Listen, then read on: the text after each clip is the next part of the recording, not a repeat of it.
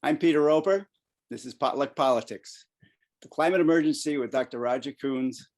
And I'll tell you a little bit about him. There's a lot to tell, but I'm going to give you a brief introduction of who he is. He's president of Sustain Order, LLC, is a Connecticut state coordinator for Citizens Climate Lobby. He has over 40 years of experience in terrestrial and marine geology and ecology, natural resources and exploration, lunar geology, sustainable practices, environmental and climate science, LEED design, and sustainable urban agriculture. He has managed large international teams in over 100 countries. Roger has produced 2 feature-length films, published numerous articles, and written 5 books, I think. In fact, right here, I have one. Didn't see that coming, which Terri is actually reading, and she's enjoying it. So those of you out there want to read his book, go for it. So anyway, thank you very much, Roger, for doing this. We appreciate it greatly. And Terri decided he had a brainstorm to do Climate Month at SCC TV, and we appreciate very much your being involved with this. So I guess we can start off with, is it really a climate emergency out there right now? I mean, besides the fact we look out our windows every week and see a major storm or someone in the country getting blasted or someone in the world, it seems like it's there, but talk about it some, because we need to educate people. It is a climate emergency. We are in a climate emergency. And an emergency means that there are things happening that we can't control and that we need to address immediately. And climate is a funny thing because it seems to be all around us, and it seems like, well, maybe we got time to do this. But things will just get worse and worse and worse if we don't. So in 2019, over 11,000 scientists around the world declared that we are in a climate emergency. And the American Public Health Association has declared we're in a climate health emergency. And the UN has declared it. And in the last 7 years, we've had the warmest years on record. And we've had in the last 5 years, we've had 86 separate billion-dollar weather climate disasters. These disasters in the United States totaled over $745 billion. That's an average of $148 billion a year that the climate impacts are costing American taxpayers, and that's a lot of money. So this past year, we had $145 billion in climate disasters, and that's the 3rd highest ever. The Department of Homeland Security and the Department of Defense have both stated that climate change is a top security risk to the nation. So yeah, we're in a climate emergency situation. We've also had our 2 senators, Murphy and Blumenthal, state publicly that we're in a climate emergency, and they are sponsoring bills to address that, Save Our Future Act. And our representatives, Jim Hines and Johanna Hayes, are co-sponsors on a carbon pricing bill in the U.S. House of Representatives, and have also publicly stated we are in a climate emergency, as have our other 3 U.S. representatives in various times. So there's agreement in the know that we are in trouble. Yeah. And there's so many effects of this. Inflation, you could be a direct result of this too, because all the expenses are going up, and we're paying for it. Definitely affect it. Yep. Okay, what evidence do you see right here in Connecticut? Let's talk specifically about our state. I mean, we got to act locally and think globally, but talk about Connecticut a little bit. Right. We have a lot of data. There's organizations like CIRCA through the university system. There's the Governor's Council on Climate Change. There's numerous research organizations. There's ours, Citizens Climate Lobby, that also has a lot of information. And then as a geologist, I've been studying climate for decades. And, so we have a lot of factual information that is not debated in the science community.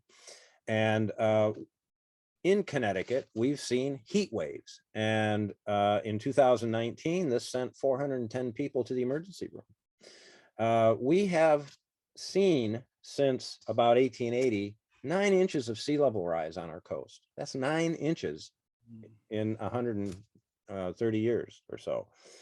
We also are seeing, because of the intensity of the storms, accelerated coastal erosion. The Atlantic Ocean and Long Island Sound are warmer. In fact, this fall and winter, they were 10 degrees warmer than they should be. We have seen a mean sea level increase in Long Island Sound of 20 inches. And by the reckoning of the GC3 studies and CIRCA and the International Panel on Climate Change and other organizations such as NOAA, we could see up to 80 inches of sea level rise by 2100. That's a bad scenario, but that's over 6 feet of sea level rise. So if you think of the coast, that's big. We've had our warmest years and more annual rainfall than we typically get. The rainfall is typically more intense over a shorter period of time, which means it can't infiltrate in the ground, which means it causes flooding and erosion. So that's increasing. There are predictions that we could see a superstorm Sandy every 5 to 10 years. And we're going to see quadrupling of our 90-degree plus days and a 30% reduction in our frost days. So our whole state is warming at a very rapid rate. So those are some of the things. It's cost us just in Connecticut about $1.8 billion in property damage since 1950. That's up to about 2019. And the projections out to 2040 is that if we don't aggressively address this, it could cost us well over $5 billion. That's just in Connecticut to address these disasters. And that's addressing disasters. That's not necessarily fixing things. Yeah. So you're trying to, as I understand, you're trying to get the state to officially declare a climate emergency. How is that going to help Connecticut? Because I'm convinced now that we need to do it. So tell me how it's going to help Connecticut. Well, first of all, we need our elected officials to agree with this. So we have submitted. You did mention scientists are kind of in agreement, but politicians don't seem to be. That's which is right. a problem because they're making laws and doing the policy. Right. And there's a tendency to break down the General Assembly time into how many hours on the floor do we have to debate a bill. And so there's an inclination to stay away from bills that have a lot of discussion, because that means if it takes a day or two, you can't do other bills. So there's a real need to look at what we call foundational climate bills. These goes to the source of the problem. And so declaring a climate emergency is one of those bills, because one of the things that Connecticut needs more of is federal money. This costs money to fix and change these things. And so in our research, we've found $18 billion of federal funding that is out there. Connecticut already gets some of that money. So co-chair of the Environmental Committee, Senator Cohen, has said, well, how much could Connecticut get, when we were talking to her about a week ago? And so we got a kind of an estimate between 200 million to $2 billion over a period of time, 5 to 10 years. So that could go a long way to helping communities which can't afford to do this have federal funds and grants to actually do the things we need to do to protect those communities, to make them resilient, and to give the young people in those communities a good future. So it's a lot of money. And some of this, I hope, would be towards preventing this from happening. Yes. So climate change is happening. We're not going to stop it at this point. We're past that point, but we can slow it down. And one of the really neat things that we saw in the not great last 2 years because of the pandemic is that, especially in 2020 and a little bit of 2021, when travel dropped, we saw less cars on the road. And guess what? The air started cleaning up. The Earth systems, some of them respond fairly quickly if we treat them better.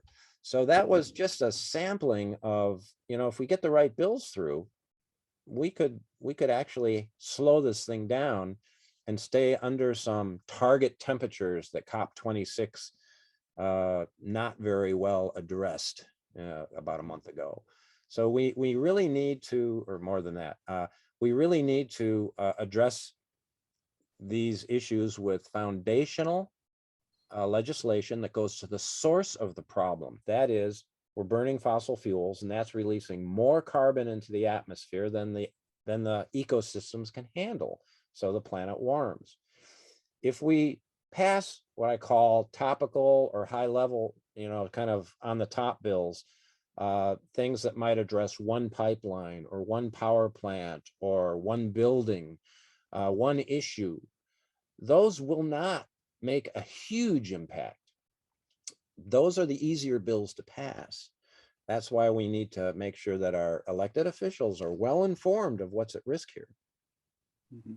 And what's your strategy to get this to happen? How's it going to happen? This is bringing people together. So my wife, Ann Schmidt, and I, she is a group leader in Citizens Climate Lobby. She is also the Southeast Connecticut League of Women Voters Secretary, and she's on the Groton Conservation Commission. And she's a biologist. And she and I together have been just tackling this with all of our volunteers across the state. And we've also been communicating with as many groups across the state as we can in the not-for-profit sector, the environmental sector, and the business sector, and in the towns. So we started out by getting towns to pass a climate emergency resolution. There are 7 cities and the Southeast Council of Governments who have passed this in the state. We got that one, and 5 of the cities passed. And then we decided to take it to the state level. That's our goal now. But we really need to make sure that there's an alliance of everybody. We're also having so much amazing discussion with young people. Our organization, Citizens Climate Lobby, has increased the membership with young people dramatically in the last few years. And we started a film project, which I think you're going to show on the station at some point. And this film project, we're going around the state interviewing young people about what are their concerns, what do they want done. And it's amazing that they can't wait 5 or 10 years for a General Assembly to pass something. They want it now. So that's what we're trying to help them with. So it's getting people together, it's writing the bills so that when we send them to the various committees, they have the language that we want. Then they can retool them the best they can, but they're busy. We know that state senators and representatives don't get paid a lot of money, so a lot of them have other jobs.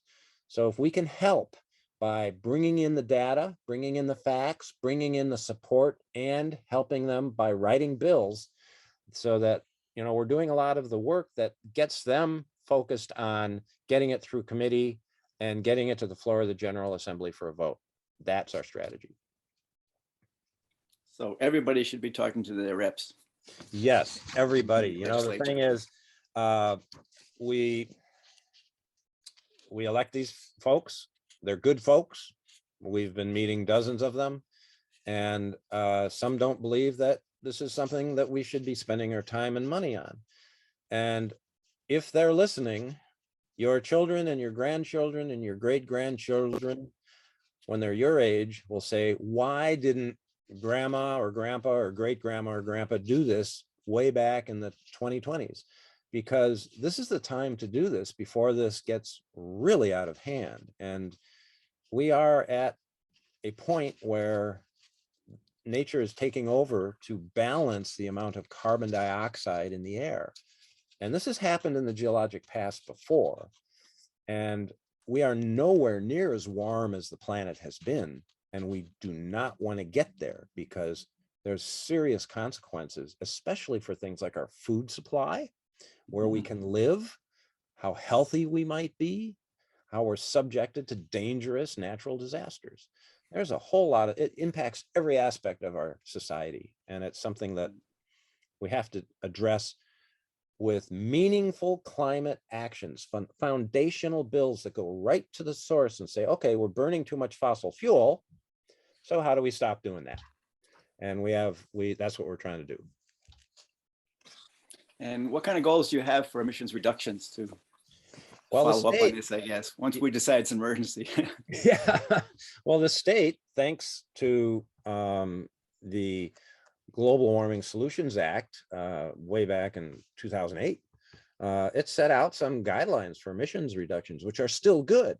The thing is, nobody's being held accountable to these things. Mhm. What good is a bill if you don't follow it? If you're not held accountable, if there's no way to reinforce this and enforce this. And so, you know, that bill is an important bill. Since then, we've had some executive orders from Governor Lamont. And so right now, the state wants to have 45% reduction below 2001 emissions levels by 2030. That's 8 years away. No way we're going to make that right now. They want to have an 80% below 2001 levels by 2045, 2050. And Governor Lamont also wants to have a complete electric grid system with zero carbon, you know, by 2035, 2040. And so those goals are good goals. We agree with them. If we can do that, Connecticut could be a leader in climate actions. We were kind of a leader when Global Warming Solutions Act was passed in 2008. You might do the math, and that's 14 years ago. We are not a leader now. We've dropped the ball, and we've got to pick it up again and keep going. So the emissions goals that the state has set are good goals. I agree with those entirely. I noticed looking through your PowerPoint presentations that there was really no specific mention of conservation. And I'm assuming and hoping that conservation is a big part of this, because it seems like that's the easiest to start off with, is saving whatever energy we're using. Yeah. Conservation, I work for some companies restoring ecosystems, working on Superfund sites, cleaning up the problems of an evolving civilization, basically. Conservation is huge. We are super consumers. We are consuming too much, and we are wasting too much, and we're throwing too much away. All of this stuff comes from natural resources. All of it requires energy to make, and that energy is largely fossil fuels. Conservation in terms of protecting ecosystems cannot be cost effectively, even in some cases can't even be paid for, without seriously addressing climate change. So the three bills that we have sent to the General Assembly, to the Environmental Committee, one of them, the Climate Emergency Bill, and then two others that went over to Energy and Technology yesterday. If we get those through, guess what? They help our ecosystems. By going to those foundational laws that I was talking about, we don't need as many protective laws above that. So say we want to protect, I know that one of the our representatives wants to protect horseshoe crabs. Great thing to do. I know that Bill Lucy over at Save the Sound is out in his boat every week looking at the state of the sound and collecting data, and there's lots of things to protect there. We have the Connecticut River Alliance. We have all these groups that and land trusts around the state that are doing their best to preserve what we have. But if we don't go to the source of the problem, our ecosystems will evolve into a way that we have less diversity, we have more invasive species, and we have less of the not only the diversity, but less ecosystems to enjoy. So we are losing, we are in the middle of a mass extinction event right now because of this climate change thing. So we're losing species every minute. It's about 10 to 100 times above the normal species transition. That's how we know it's an extinction event. Now, as a geologist, I've studied extinction events off and on my whole career, and we've had some really big ones. And this is not the biggest one by any means. We didn't have an asteroid come down and land on our heads, but it will so profoundly affect our lives because, you know, if we can live to be 80 or 90, that's great. But in 80 or 90 years, somebody who's 10 years old right now, or 15 years old and in high school, when they're my age, I'm in my 60s, when they're my age, they're not going to see the incredible wildlife that I have seen in my life. They just won't see it. It will be gone. We are on schedule right now, unfortunately, to lose all of our coral reefs by mid-century. Now, the coral reefs feed over 2 billion people around the world. So that means we got a food problem. Yeah. And just commercial fishing itself is creating a whole nother catastrophe because of our large population.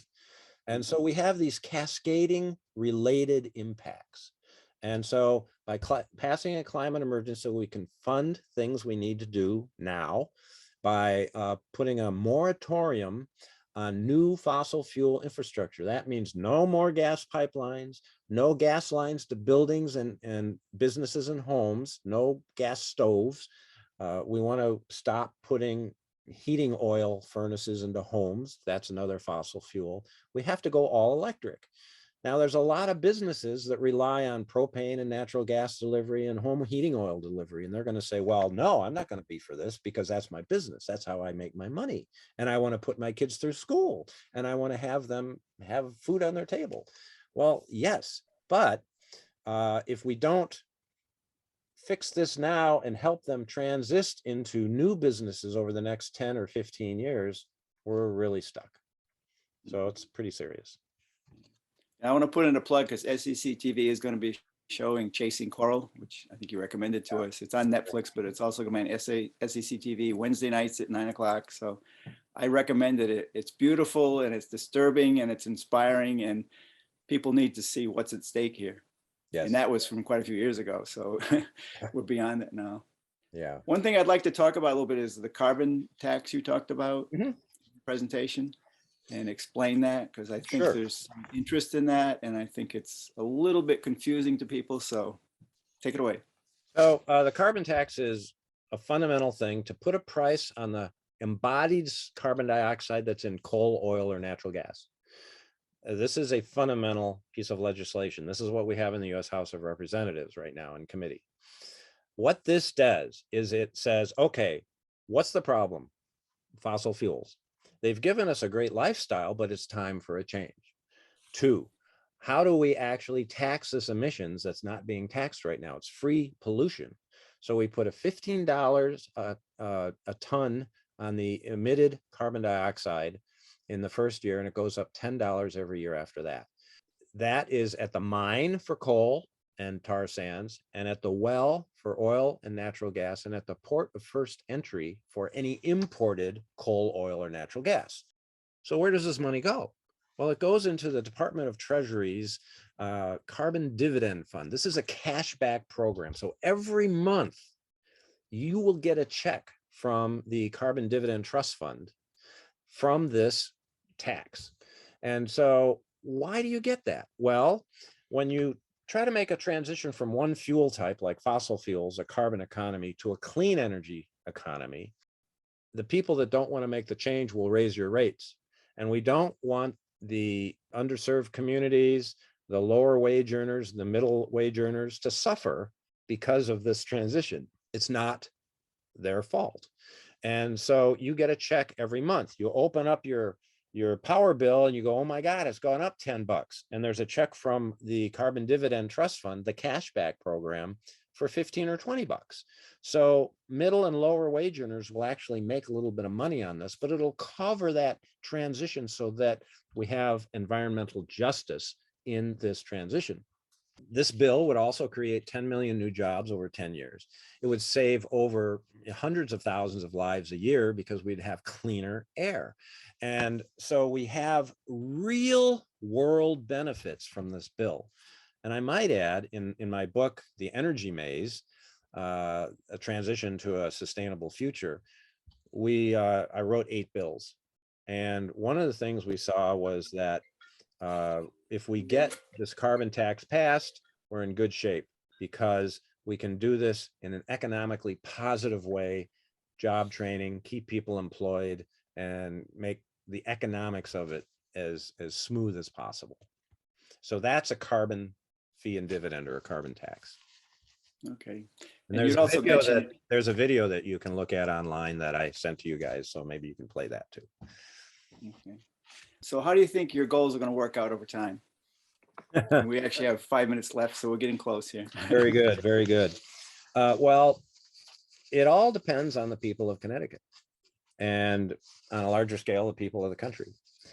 If the people of Connecticut want this change and recognize that this is an emergency, then they need to vote for people who also agree with that and want to do substantive legislation, not the top stuff, but the foundational legislation. And that has to happen now. We are in a midterm election year, and we have a short General Assembly session because of the election year and everything like that. So we need the people to understand we're in an emergency. And if we do this, if we pass some of these bills in this session and in 2023, then we can actually start affecting change, because the other states around us will follow suit, and then the nation will follow suit. I am never going to quit doing this until I drop, because all the young people in this state that we've been talking to, they've had it. They want real change.